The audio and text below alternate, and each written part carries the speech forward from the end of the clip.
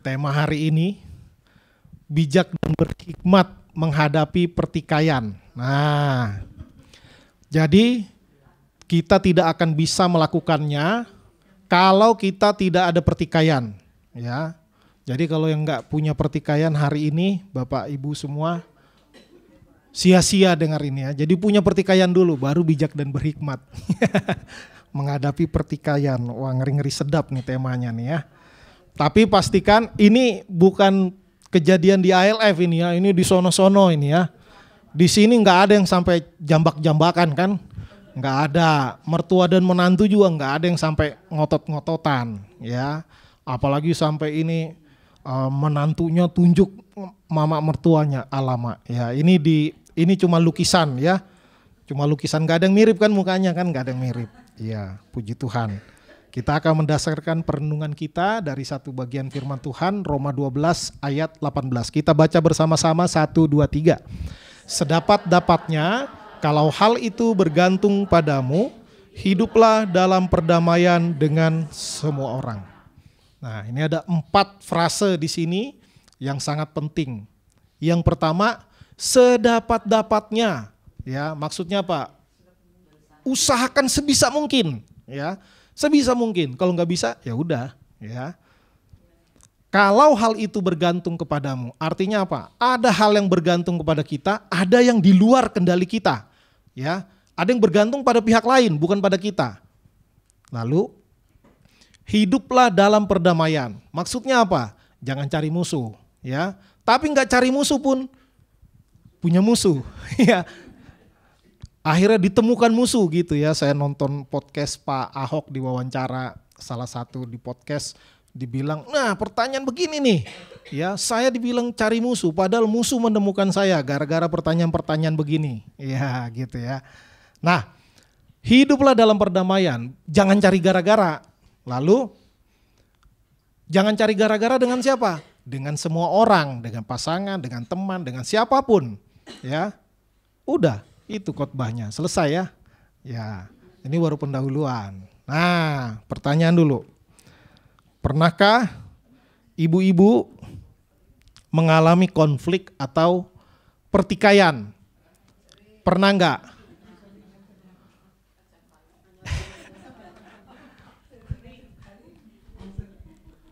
Kalau bilang enggak pernah, kemungkinan perlu makan obat amnesia. Iya, pasti ya. Ada yang jawabnya pernah, ada yang semangat jawabnya sering. Waduh, ya. Sesering apa? Sama seringnya kayak makan Pak, pagi siang malam ya. 3 kali sehari. Kalau enggak saya sakit kepala, kumat, migrain. Ada begitu ya. Nah, tapi ya semua orang pasti pernah mengalami pertikaian atau konflik ya. Nah, pertikaian adalah bagian dari hidup di dunia yang berdosa, ya. Karena dunia ini sudah jatuh dalam dosa, maka tidak mungkin tidak pernah mengalami pertikaian. Pertama aja pertikaian dalam batin. Ini sendiri nih, nggak ada orang. Kita sendiri, ya mau, bergejolak di dalam hati kita, ya. Keinginan-keinginan daging dengan keinginan roh itu beradu terus. Itu menciptakan pertikaian di dalam diri sendiri, apalagi juga dengan orang lain, pasti ya, pasti. Namun sebagai wanita Kristen, Anda, kok Bapak enggak karena wanita Kristen ya, jadi saya enggak ikut-ikutan ya. Anda dipanggil untuk menyikapi konflik bukan dengan emosi ya semata, melainkan dengan kebijaksanaan dan hikmat dari Tuhan. Nah, tetap Tuhannya ini yang penting. Ya, kalau enggak, wah pasti emosi. Ibu-ibu emosi, bapak-bapak emosi juga. Walaupun dibilang, oh perempuan itu memang pakai perasaan aja dia emosi. Laki-laki logika, padahal laki-laki emosi juga ya. Bahkan laki-laki konon kabarnya lebih banyak memecahkan piring dan gelas daripada perempuan katanya ya. Nggak tahu juga, makanya di rumah saya pakai piringnya dari melamin. Biar bunyi tong tapi nggak pecah, masih bisa dipakai ya. Enggak. Saya nggak suka banting-banting piring ya. Nah, jadi ini kata pentingnya. Anda dipanggil untuk menyikapi konflik dengan kebijaksanaan dan hikmat dari Tuhan. Jadi konflik pasti datang, cepat atau lambat, dicari atau tidak dicari. Tapi penting untuk menyikapinya dengan hikmat dan bijaksana dari Tuhan. Karena hikmat dan bijaksana itu yang sejati kita nggak punya, ya. Kita nggak punya.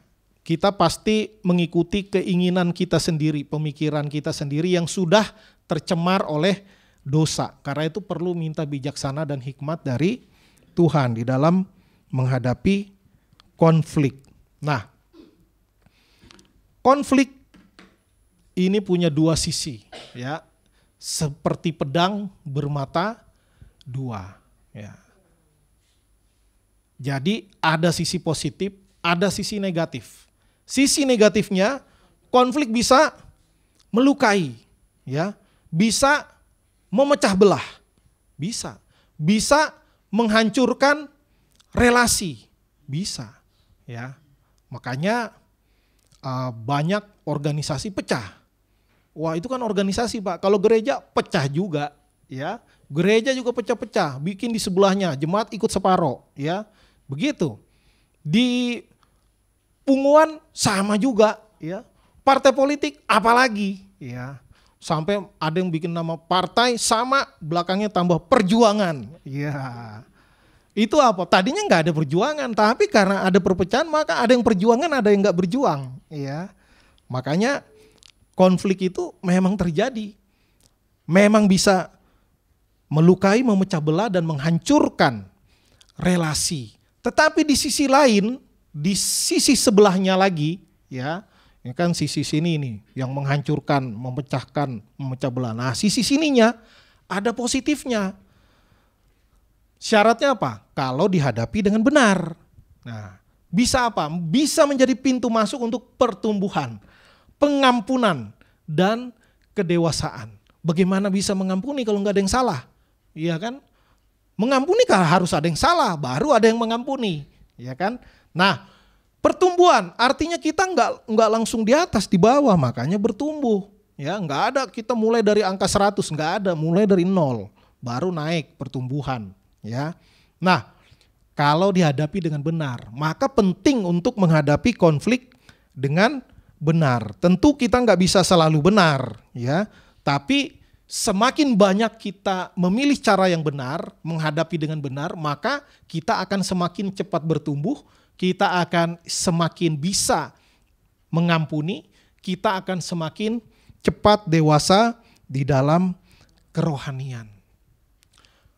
Wah, kalau saya wajarlah bertikai. Beda saya sama Tuhan Yesus. Tuhan Yesus kan Tuhan yang menjadi manusia. Tuhan Yesus pernah bertikai enggak? Sering. Kok Tuhan Yesus kayak saya juga? Beda, ya. Tuhan Yesus enggak cari gara-gara. Kalau kita suka cari gara-gara, ya kan? Kalau kita bertikai sering karena kita yang salah. Kalau Tuhan Yesus enggak pernah salah, tapi toh tetap bertikai. Ya. Sama siapa? Paling seru ini sama pemimpin agama. Sama orang-orang Farisi. Orang-orang Saduki selalu dicobai, mau dijatuhkan, berkali-kali mau dicoba dibunuh, ya, berkali-kali dikasih pertanyaan jebakan Batman, ya, ketemu pajak ditanya boleh nggak bayar pajak kepada kaisar, itu pertanyaan jebakan, ya, supaya kalau dibilang nggak usah, wah bisa ditangkap sama orang negara. Tapi kalau dibilang harus, bisa dibenci sama orang Yahudi. Karena orang Yahudi diwajibkan membayar pajak kepada penjajah Romawi. Jadi Tuhan Yesus berkali-kali mau ditangkap, dia menghilang, ya, lepas dari kerumunan. Bukannya takut atau kabur, bukan. Tapi memang saatnya belum tiba. Dibilang pada saatnya Yesus menyerahkan diri ketika dicari. Aku dia yang kamu cari. Ya, Yesus sering sekali berkonflik dengan orang Farisi dan ahli Taurat. Akhirnya berdamai enggak? Enggak. Ya, sampai Yesus dengan cara konspirasi jahat, Yesus disalibkan, orang Farisi bertobat enggak? Enggak. Ada yang bertobat jadi muridnya Nikodemus, ya. Tapi hampir semua tidak ada yang bertobat. Nggak selesai itu konfliknya. Malah mereka senang, yes mati juga tuh orang. Kenapa? Itu saingan kita, udah banyak followernya, pengikutnya banyak. Ya kalau zaman sekarang, waduh di TikTok dia banyak yang nonton. Di YouTube dia pengikutnya banyak, subscribernya. Ya, di IG banyak yang follow. Waduh berkurang pengikut kita nih. Wah itu lawan kita. Ya, anak muda itu emang si pinter, banyak kuasanya, mujizatnya hebat. Tapi nanti persembahan di bait Allah berkurang gara-gara orang ngikutin dia. Waduh, ini pertikaian yang nggak selesai, ya, nggak selesai. Nah, tapi Yesus benci nggak sama mereka? Enggak, Yesus hanya menyatakan kebenaran, tapi konfliknya nggak selesai, ya. Nah, ini yang penting. Yesus tidak mencari pertikaian atau pertengkaran, tetapi Yesus tetap menegur dengan kebenaran dan kasih. Yang salah dinyatakan salah, biarpun itu orang penting, biarpun dia penguasa, biarpun dia hamba Tuhan. Ya, orang Farisi ini kan hamba Tuhan. Ya, kalau salah ya salah, kalau benar ya benar. Jadi dia nggak takut, nggak karena biar relasi baik-baik terus, nanti karir saya dihambat lagi.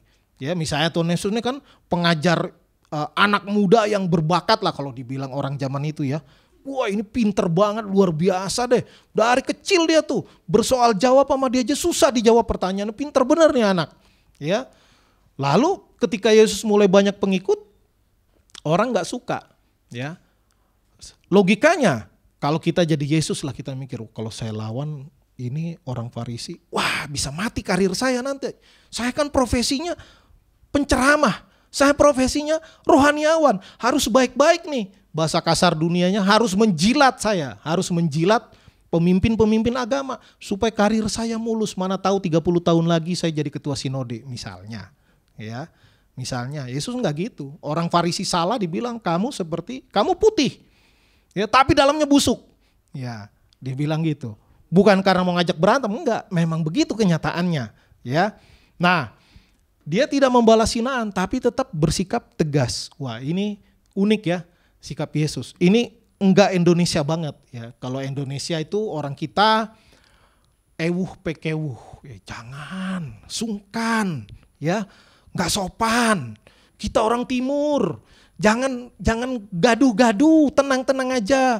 Kalau dia jahat itu kan dia bukan kita ya. Biar aja akhirnya yang jahat semakin jahat ya. Yang baik-baik enggak mau ikut campur ya. Seperti misalnya di dunia politik. Banyak orang baik nggak masuk politik karena menganggap politik itu nanti jahat. Akhirnya orang jahat yang masuk politik. Akhirnya yang menguasai bisa orang jahat semua. Orang baiknya nggak mau ngapa-ngapain. Nah, jadi tidak selalu menjaga kenyamanan itu bagus. Ya, Yesus memilih untuk tidak nyaman. Kalau salah dia nyatakan salah. Bukan berarti mau musuhin orang, enggak. Masalahnya orang Farisi tidak bertobat. Itu masalahnya. Yang kedua, ini juga seru nih. Ini dalam konflik jangan takut menyuarakan kebenaran, tetapi tetap dalam sikap kasih dan pengendalian diri. Ya, ini penting. Ya, menyatakan kebenaran, menyatakan kesalahan bukan karena mau berantem, bukan. Ya, itu kasih. Harus tetap mengendalikan diri. Misalnya orang dibilang nggak terima, nyerang balik.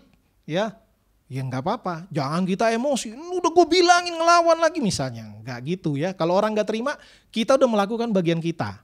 Ya, kita udah melakukan bagian kita, nggak masalah kalau orang nggak terima. Berikutnya, apalagi, ini juga seru nih, Paulus dan Barnabas. Ya, dalam perjalanan misi, Paulus nggak suka sama satu bocah, namanya Markus. Ya, nggak dijelasin dengan detail. Mungkin kekanak-kanakan kali manja atau gimana ya. Kalau zaman sekarang misalnya anak kita ajak pulang kampung lalu anak kita, wih gerah banget sih di sini nggak ada AC apa nih rumah opung misalnya gitu kan. Kita kesel nggak kalau bilang itu? Babami gitu kalau orang Batak ya. Ya. Jangan macam-macam kok, jangan ngomong sembarangan. Nah misalnya gitu, itu angan-angan saya ya. Mungkin manja si Markus ini. Tapi ini keponakannya Barnabas. Paulus nggak mau ada si Markus di tim mission tripnya dia. Ya Barnabas sebagai pamannya Wah ini keponakan saya, bukan berarti nepotisme, bukan. Dia saya yang membina, namanya juga. Emang semua orang sempurna kan? Enggak. Akhirnya gara-gara Markus jalanlah Paulus dan Barnabas. Ya udah, engkau ke kiri, aku ke kanan. Ya, bukan berarti dia musuhan, lalu benci saling menjelek-jelekan. Oh jangan ngikut Paulus tuh, dikit-dikit marah.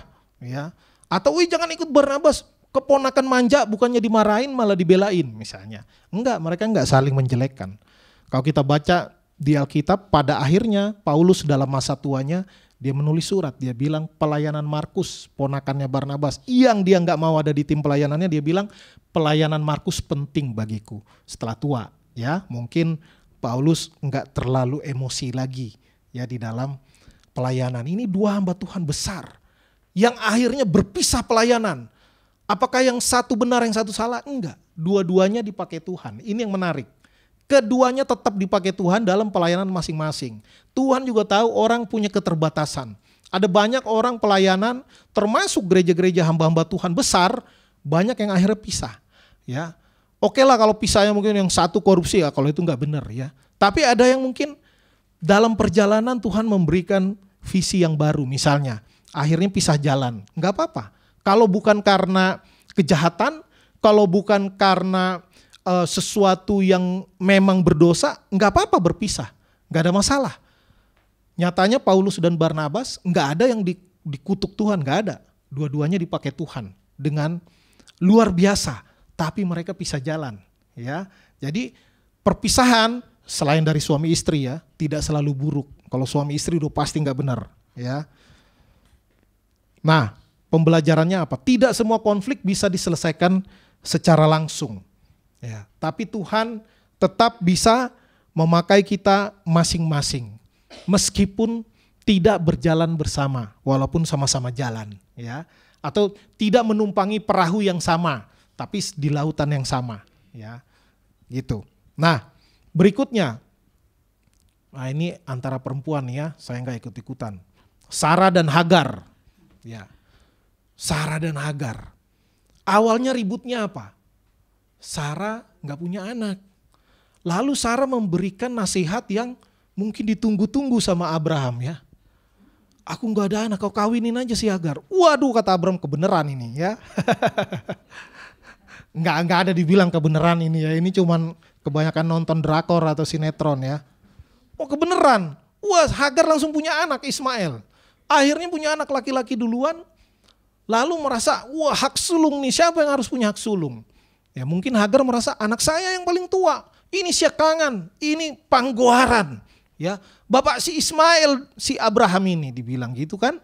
Tapi Sarah bilang, saya juga udah punya anak, saya istri sah. Ya, istri sah, ini ada akta nikah catatan sipil misalnya. Itu kan cuma pembantu aja, budak yang dinikahi misalnya, rebutan lah, saingan.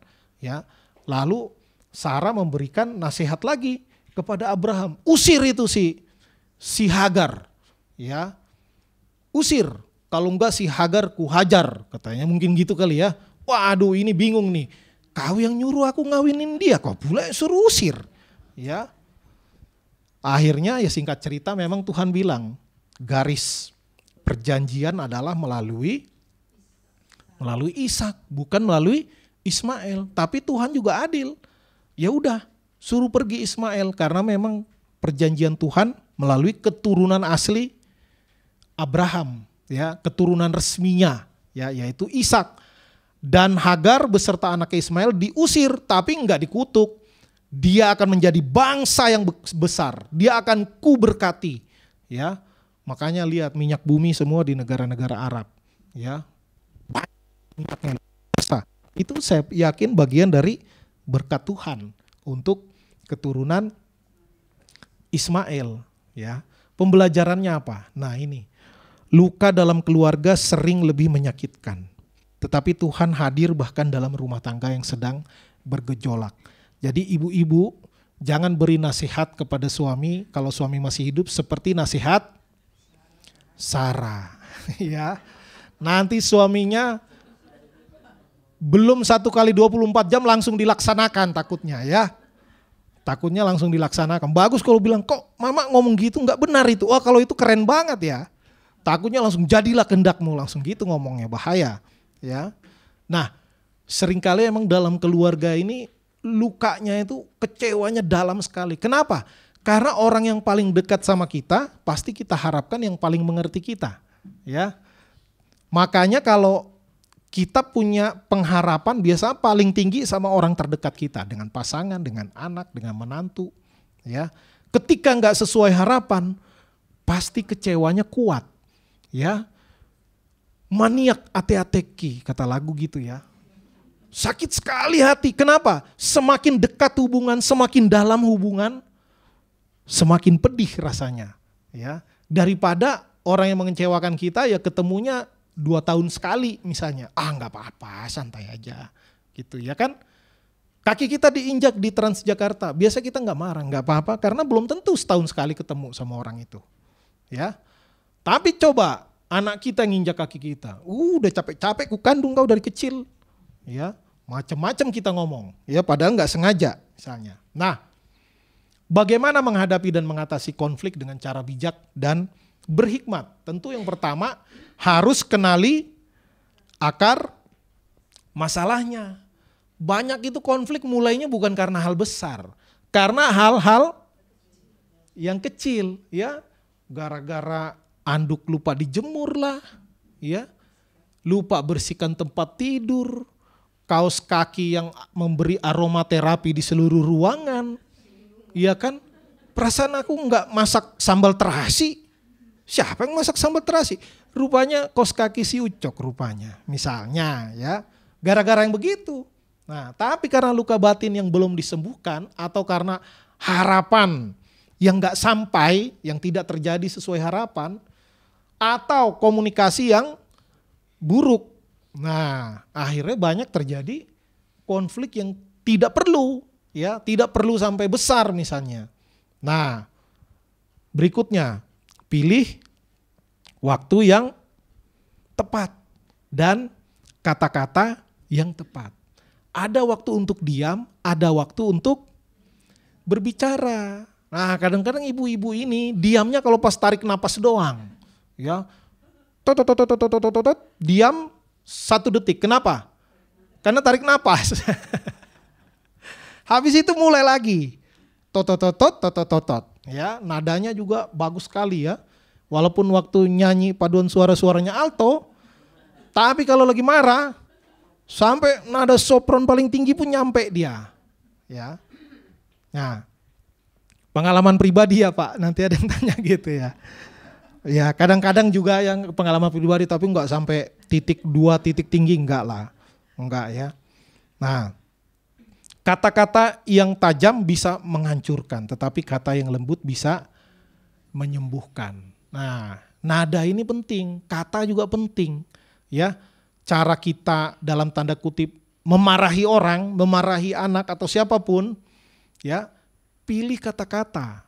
Ya, jangan sampai kita pakai kata-kata yang menyakitkan. Kalau sekarang dibilang apa ya, kekerasan verbal.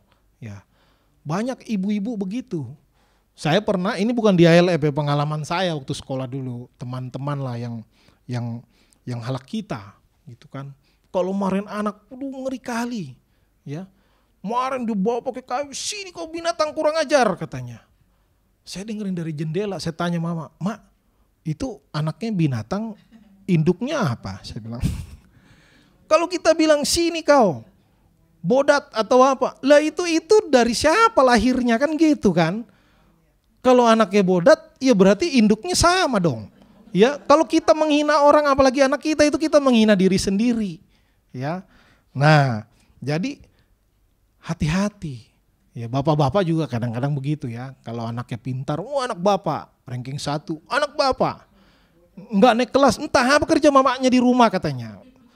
Padahal itu nurun dari bapaknya, itu nggak naik kelasnya misalnya gitu kan. Tapi ya begitulah dalam keluarga ya, seru.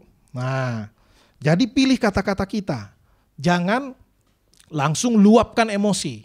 Ya, pilih kata, tegas tetap perlu. Ya, jangan sampai kita tegur anak kita, dia nggak rasa salah.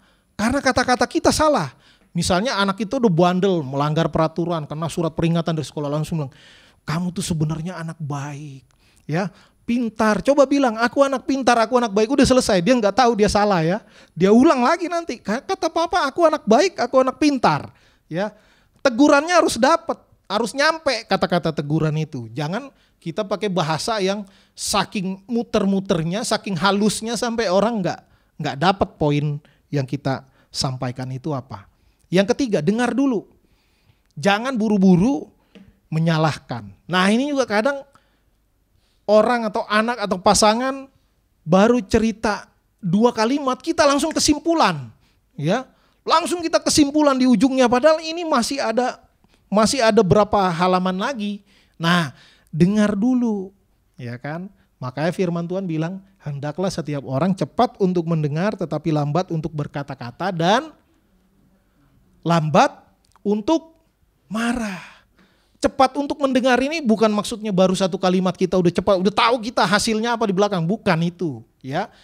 Dengar dulu, maksudnya kita tuh gak gampang menghakimi, gak gampang mengambil kesimpulan. Dengar pelan-pelan, diurai dulu itu ceritanya, diurai masalahnya, supaya tahu kusutnya di mana, supaya bisa diperbaiki. Dengarkan dengan empati, ya, bukan untuk mencari kesalahan. Nah, kadang kalau pasangan atau anak lagi bermasalah dengan kita kan, wah dia salah 1 kalimat aja langsung kita serang kalimat yang salah itu, padahal dia cuma salah ngomong misalnya. Nah, jadi berlatih ya, ini perlu latihan yang banyak. Ya, perlu latihan banyak. Mendengar dengan atentif, dengan penuh perhatian, ya, bukan untuk mengambil kesimpulan, tapi kita memahami supaya kita mendapatkan gambaran yang utuh dari sebuah masalahan. Nah, bisa konselor-konselor nih yang jago nih, kayak begini, ya. Dan yang terakhir, ampuni, meski tidak selalu bisa berdamai, ya. Tadi dibilang sedapat mungkin hiduplah damai dengan semua orang, benar, tapi faktanya nggak bisa, ya. Tuhan Yesus dimusuhin terus seumur hidupnya sampai mati muda, istilahnya, ya. Ya begitu kenyataan hidup, kadang tidak bisa diselesaikan. Kenapa tidak bisa diselesaikan? Karena pihak lain yang tidak mau berdamai, bukan kita. Ya, kalau kita yang tidak mau berdamai, kita salah berdasarkan firman Tuhan. Karena dibilang, ampunilah kesalahan sebelum matahari terbenam. Ya, walaupun prakteknya susah. Ya, kadang kita ngambek sama pasangan bisa 3 hari 3 malam. Ya, kenapa? Seperti Yunus di perut ikan, kita bilang. Banyak kita ilustrasinya, ya. Kita mencari pembelaan dari firman Tuhan. Ya, tapi kita tetap dipanggil untuk mengampuni, bukan untuk memelihara dendam. Mengampuni bukan berarti membiarkan orang menyakiti kita terus-menerus atau menyakiti kita lagi, tapi kita melepaskan beban hati kita kepada Tuhan. Jadi kadang ada orang bermasalah, ya, sampai mati nggak selesai masalahnya. Ya, ada nggak? Ada, banyak kali, ya. Tapi yang penting jangan kita yang dendam. Kalau kita yang dendam kita salah. Tapi kalau kita sudah mengampuni, orang itu tetap nggak suka sama kita, ya nggak apa-apa. Itu urusan dia sama Tuhan.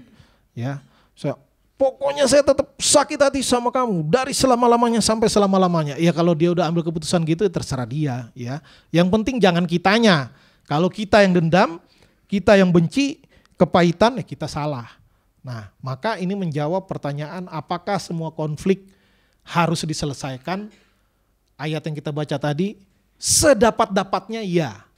Tapi faktanya memang tidak selalu, ya, tidak selalu.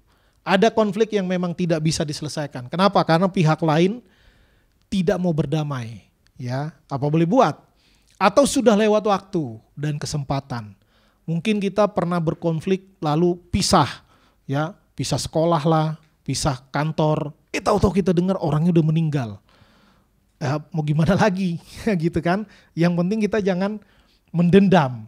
Nah, ada batasan relasi yang harus dijaga. Nah ini biasanya kalau horizontal enak, kita sama temen enak ya, sesama jemaat enak, sesama karyawan enak. Tapi kalau yang salah itu bos kita, mau ngomongnya bingung. Ya. Gimana cara ngomongnya nih? Atau yang Mau kita nasihatin pangkatnya tulang. Waduh, mana boleh kita nih ngajarin tulang nih, udah kebalik.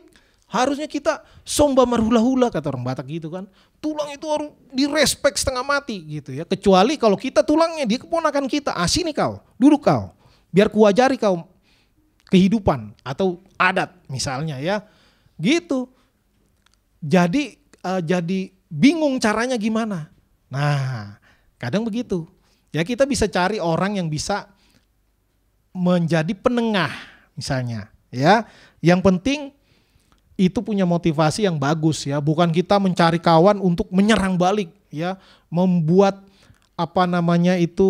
persekongkolan atau kalau dalam politik ini koalisi. Saya mencari koalisi untuk menggulingkan dia, enggak begitu ya. Kita tetap harus menjaga relasi supaya relasinya tetap baik, masalahnya selesai.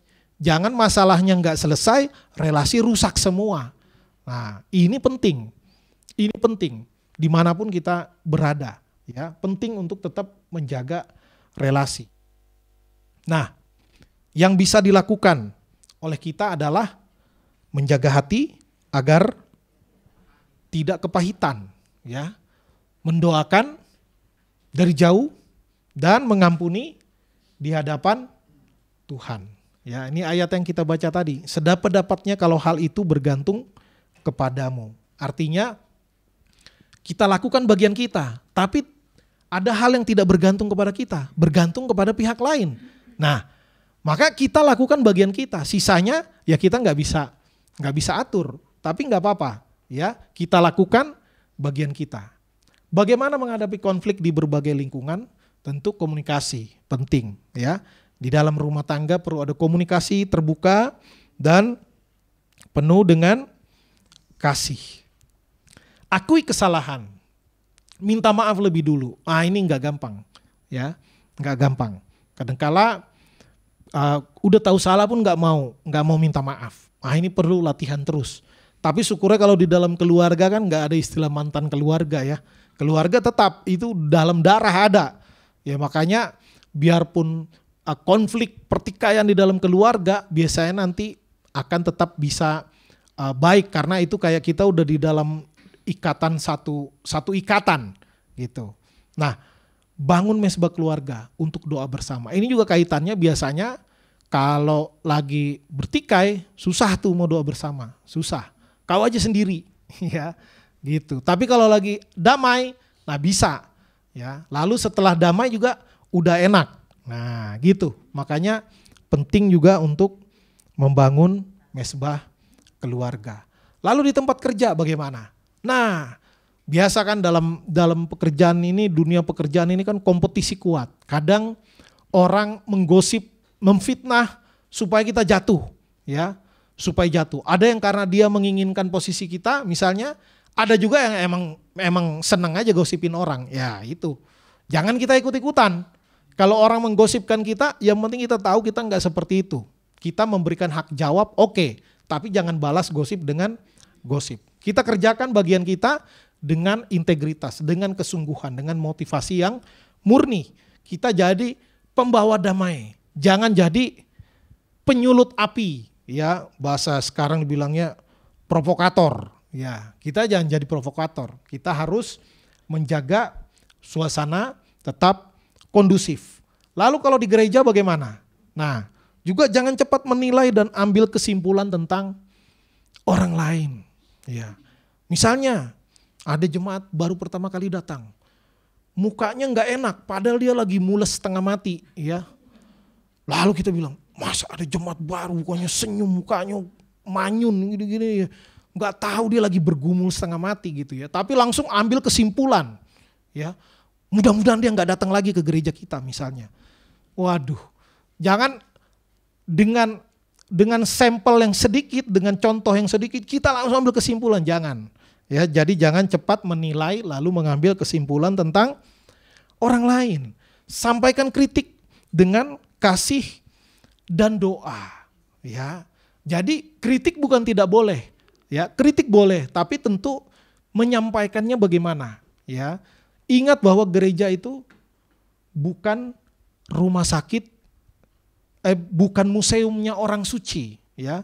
Gereja itu bukan kumpulan orang-orang suci, bukan. Lalu dikumpulkan jadi museum barang antik.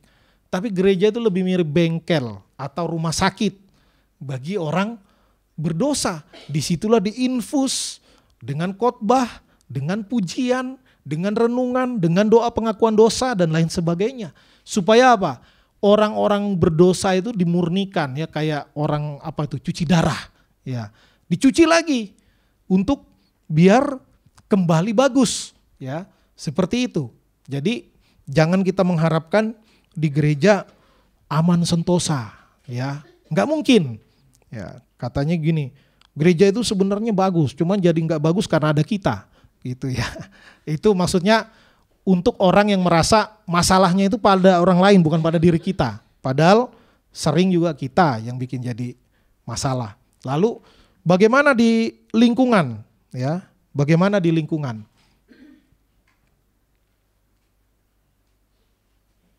Di lingkungan masyarakat, hadapi perbedaan dengan pengertian, bukan dengan permusuhan, ya. Jadi di lingkungan juga sama. Nanti tetangga kita beda suku, beda agama, beda gaya, beda taraf ekonomi, beda tingkat pendidikan, ya. Beda semuanya. Itu di masyarakat lebih ribet lagi, ya. Nah, makanya kita harus tahu perbedaan-perbedaan, kita mencoba memahami, ya. Orang itu berbeda-beda. Enggak semua sama dengan apa yang kita harapkan.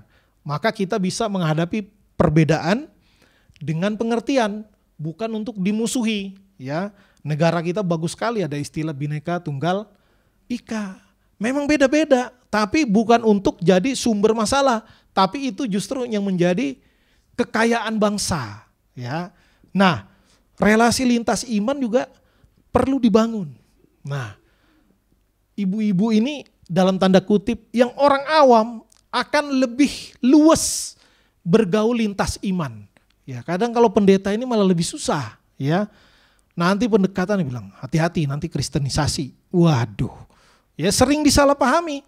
Saya aja dulu akrab sekali sama teman-teman, sekarang nggak ada yang ngajak nongkrong. Ya. Hampir nggak ada tuh.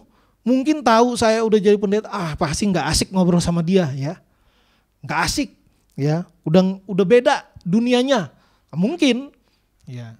Mungkin orang berpandangan seperti itu. Saya juga nggak maksa-maksa, ajak-ajak saya dong gitu ya. Enggak. Kalau nggak diajak ketemu-ketemu, hangout ya nggak apa-apa juga, ya. Tapi ya kita tetap harus membangun relasi yang baik, lintas suku, lintas iman, ya. Karena kita dipanggil menjadi terang dunia, bukan cuma terang gereja, enggak, ya. Terang dunia artinya ya kepada dunia ini yang berbeda suku, berbeda agama. Nah, ini satu berita berapa tahun yang lalu juga sangat viral. Ya, ada seorang anak yang percaya Tuhan, perempuan pacaran sama yang bukan anak Tuhan, lalu intinya putus lah. Lalu si mantan dengan pacar barunya membunuh si putri ini. Ya, Ade Sara namanya. Ade Sara.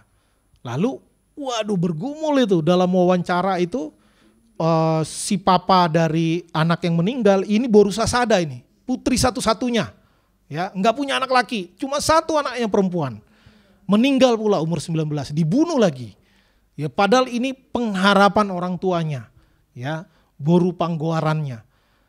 Papanya terbuka bilang, sedih nggak? Sedih. Kecewa nggak? Kecewa. Marah nggak? Marah. Ya, dia kesal sekali. Tapi dibilang, iman kami mengajarkan dalam doa Tuhan Yesus, ampunilah orang yang bersalah kepada kami. Maka dia menyelesaikan di dirinya sendiri dulu, ya. Dia menyelesaikan di dirinya sendiri. Dan memang dalam perjalanannya kemudian papa mama dari Ade Sara ini mengunjungi terdakwa itu di penjara, dikunjungi, dikasih tahu, kami mengampuni kamu, ya. Wah, ini luar biasa, ya, luar biasa. Dan memang soal si pembunuh di penjara nggak? Di penjara, ya. Walaupun diampuni karena hukum pidana tetap berjalan, ya. Pidananya tetap berjalan, tetapi orang tua ini, papa mamanya Ade Sara memilih untuk mengampuni supaya apa, yang penting relasinya dengan Tuhan, ya. Relasinya dengan Tuhan aman. Lalu dia melepaskan pengampunan kepada orang yang bersalah membunuh anaknya. Walaupun awalnya kecewa sekali, berat sekali. Ya, tetapi dia memilih yang benar. Ini kan konflik batin kan. Biasanya kan hukum seberat-beratnya, kalau bisa hukum mati aja. Nyawa ganti nyawa. Ya gitu kan. Nyawa ganti nyawa itu bukan sadis, itu adil. Ya, adil. Nyawa ya gantinya nyawa dong. Ya, tapi orang tua Adesara ini memilih yang benar. Dia mengampuni walaupun gak gampang, ya, tetapi proses hukum tetap berjalan. Nah, aplikasi praktis bagi kita, ya, bagaimana bijak dan berhikmat di dalam menghadapi pertikaian atau konflik. Tentu kita setiap hari kita berdoa kepada Tuhan minta hikmat, karena kita nggak tahu apa yang terjadi ke depan, 1 jam ke depan, ya, 12 jam ke depan, nggak tahu. Mungkin kita akan mengalami pertikaian, konflik yang kita nggak cari-cari, ya. Maka minta tuntunan Tuhan supaya ketika situasi terjadi tidak sesuai dengan harapan, ya, atau terjadi pertikaian yang tidak diduga-duga, kita siap. Kita siap menghadapinya. Karena itu perlu menjaga relasi dengan Tuhan setiap hari melalui doa. Dan latih diri kita menahan diri, ya, menahan lidah dan membuka telinga, ya, membuka telinga. Telinga kita sih begini-begini aja, ya. Mau gimana bukanya lagi, emang udah terbuka, ya bukan itu maksudnya. Kita mudah mendengarkan dengan perhatian yang besar, ya. Menahan lidah, ya, menahan lidah. Kalau makin kita emosi, makin kita mau mengeluarkan semua kata-kata, ya, semua kamus mau dikeluarkan. Nah, tapi tadi diajarkan kendalikan diri, kendalikan lidah, ya, supaya kita tidak mengatakan kata-kata yang tidak perlu dan bahkan bisa merusak relasi. Latih diri mengampuni meski tidak selalu dimengerti, ya. Kita tetap harus mengampuni kepada siapapun yang bersalah atau yang kita anggap bersalah kepada kita. Karena kalau nggak mengampuni, yang rugi kita, ya. Bisa jadi naik tensi, bisa jadi macam-macam, ya. Bisa jadi sumber penyakit di dalam diri kita. Karena ada yang mengatakan 70% dari penyakit kaitannya sama pikiran, ya. Ada kaitannya sama pikiran. Maka dengan mengampuni itu kita nggak diikat lagi, kita terbebas, ya. Hubungan kita dengan Tuhan aman, itu yang paling penting. Dengan sesama jangan kita yang menyimpan, ya. Seperti tadi Tuhan Yesus dengan orang Farisi nggak pernah berdamai, ya, nggak pernah berdamai. Paulus dan Barnabas pisah, tapi nggak saling benci, ya. Tapi sama-sama dipakai Tuhan lagi. Nah, ini yang menarik, ya. Ini pikiran orang dewasa, ya, pikiran orang dewasa. Begitu juga Sarah dan Hagar. Hagar akhirnya terusir dari rumah bersama dengan Ismail, tetapi rencana-rencana Tuhan tetap berjalan melalui di dalam gejolak rumah tangganya Abraham. Nah, maka penting untuk kita mengaplikasikan 3 hal ini, ya. Minta hikmat terus dari Tuhan karena kita sangat terbatas. Latihlah menahan lidah, membuka telinga, dan belajar terus untuk mengampuni, ya. Walaupun tidak selalu orang mengerti kepada kita. Usahakan perdamaian, tetapi kalaupun tidak bisa, yang penting dari diri kitanya oke, ya. Itu pembelajaran kita hari ini. Amin. Mari kita berdoa.